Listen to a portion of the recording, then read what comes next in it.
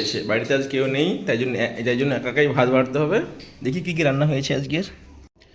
থালা নিয়েছি আর দেখা যাক কী কী আজকের রান্না হয়েছে। ভাত তো বেড়ে নিচ্ছি, আর ডিম সিদ্ধটা দিয়েছে, এটা ছেলের জন্য ডিম সিদ্ধ। আর আমাদের বাড়ির ডিম তো সেই জন্য বলেছি যে ছেলেকে প্রতিদিন একটা করে ডিম দিতে। আর এই ডিমগুলো বাজারে কেনার জন্য লোকেরা আগে থেকেই বলে রাখে যে দেশি ডিম। এই এটা মনে হয় পালং আর কচু দিয়ে ঘন্ট। এইটা পালং শাক আর কচু দিয়ে ঘন্ট, বেশ খেতে দারুণ লাগে, একদম ভালো লাগে খেতে। আর এখানে হচ্ছে তেলাপিয়া মাছ, মানে আজকেও তেলাপিয়া মাছ হয়েছে, বেশ দারুণ খাবার। তেলাপিয়া মাছটা বেশ আমার খেতে খুব ভালো লাগে। আর পাশে মুরগি ডিম দিয়ে দিয়েছে, সেই জন্য জানো তো মুরগি ডিম দিলে এরকম করে। ব্যাস নিয়ে নিয়েছি খাবার। আর এখানে পান্তা ভাত চাপা আছে, চলো একবারে খাওয়ার টেবিলে দেখা যাবে।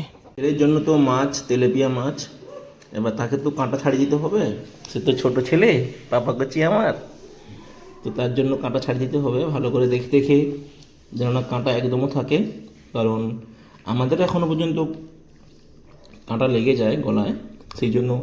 আর সে তো একদম ছোট বাচ্চা। আর এই যে কাঁটা দেখছো, এই কাঁটাগুলোকে আমি খেয়ে নেব।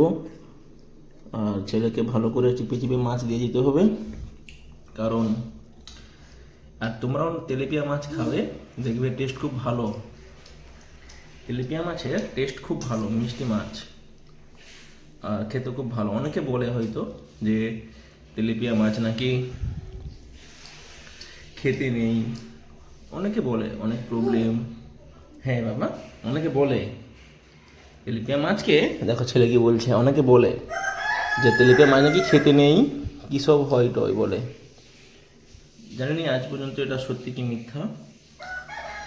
আর এই মাছ তো আমরা বাজার থেকে কিনে খাচ্ছি।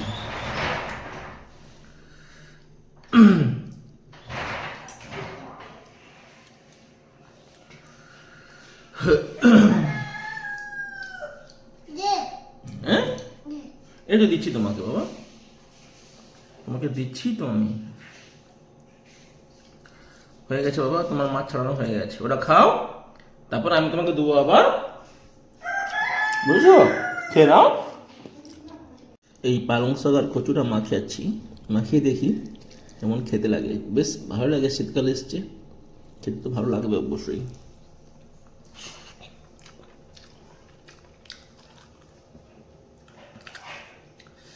আর তেলাপিয়ার ঝালটা খুব ভালো লাগে খেতে।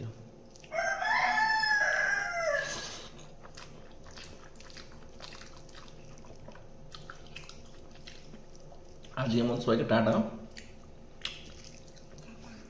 টাটা বলে তো বাবা।